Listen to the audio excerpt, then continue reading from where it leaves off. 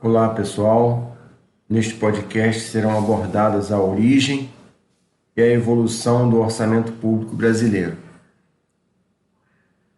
Sua origem no Brasil, ainda que estivesse previsto no texto Magno de 1824, somente veio a ser efetivado para os exercícios de 1830 e 1831, mediante decreto legislativo de 15 de novembro de 1830. As primeiras normas orçamentárias no Brasil surgiram expressas na Constituição do Império de 25 de março de 1824, onde era privativo do parlamento a sua aprovação. Na Constituição de 1891, foi mantida a função do parlamento. Na Constituição de 1934, foi dado o tratamento específico, frisando a competência do presidente para a elaboração e o legislativo para a aprovação. Na Constituição de 1937 e o Estado Novo, não houveram mudanças significativas. Na Constituição de 1946, foi conservada a competência do Executivo e a votação no Legislativo, introduzindo explicitamente os princípios orçamentários da exclusividade, anualidade, unidade, universalidade e especificação. A Lei 4.320 de 1964, no Brasil, estabeleceu o orçamento-programa para todos os níveis de governo. Nas Constituições de 1967 e 1969, foram inseridas novas regras e princípios aos processos de elaboração. Portanto, o Legislativo não podia criar leis ou emendas que aumentassem despesas. Na Constituição Federal de 1988, foram inseridos os instrumentos de planejamento.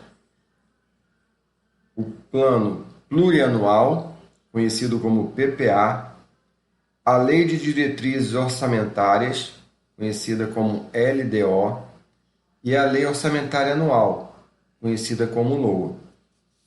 Também tivemos a Lei Complementar número 101 de 2000, a LRF, Lei de Responsabilidade Fiscal, que estabelece regras voltadas para a gestão fiscal responsável.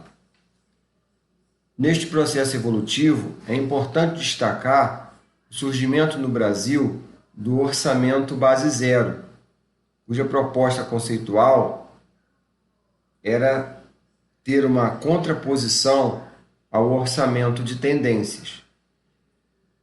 Trazia a filosofia de romper com o passado.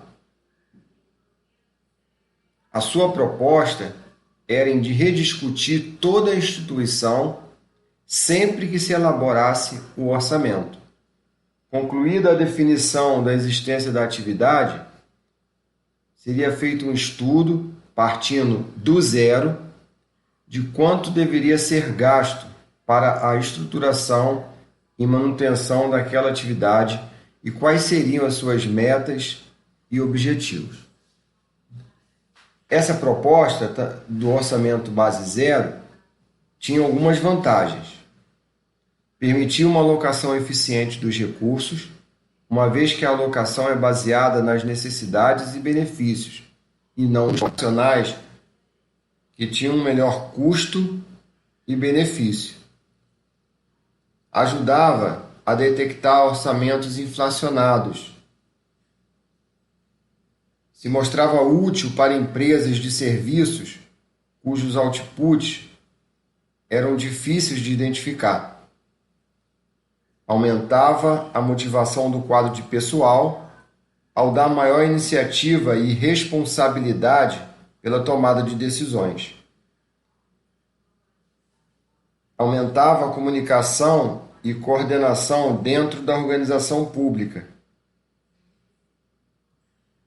Identificava e eliminava processos obsoletos ou que não agregavam valor, evitando desperdício.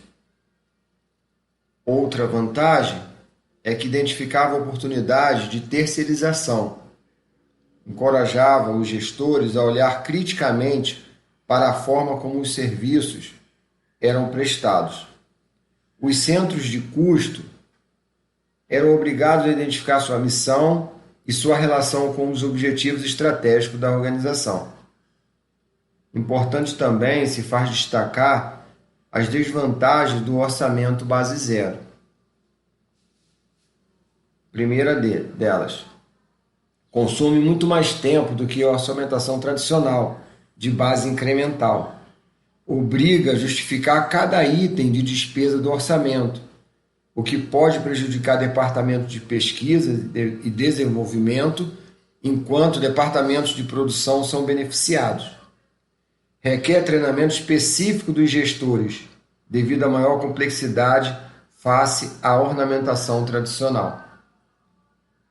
Numa organização grande, a quantidade de informação necessária para suportar o processo de orçamentação base zero poderia se tornar intratável.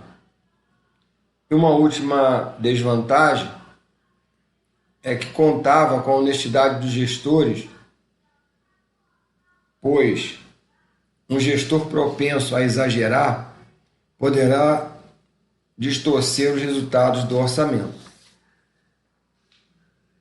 E chegando já ao final da nossa conversa, temos a evolução dos modelos, desde o orçamento tradicional, que considerava apenas os insumos, considerado por alguns autores como lista de compras, e evoluímos para um modelo de orçamento-programa, trazido pela Lei 4.320 de 64, onde considerava não só os insumos do orçamento tradicional, mas também o processo e a geração de um produto, medindo a eficiência do processamento.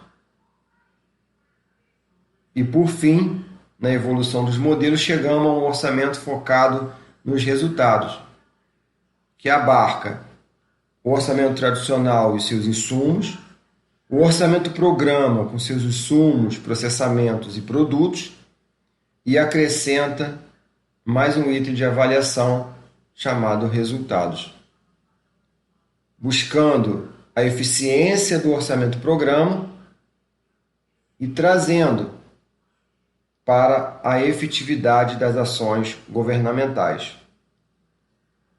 E aqui, pessoal, finalizamos uma breve exposição oral da origem e evolução do orçamento público no mundo e no Brasil. Até a próxima oportunidade.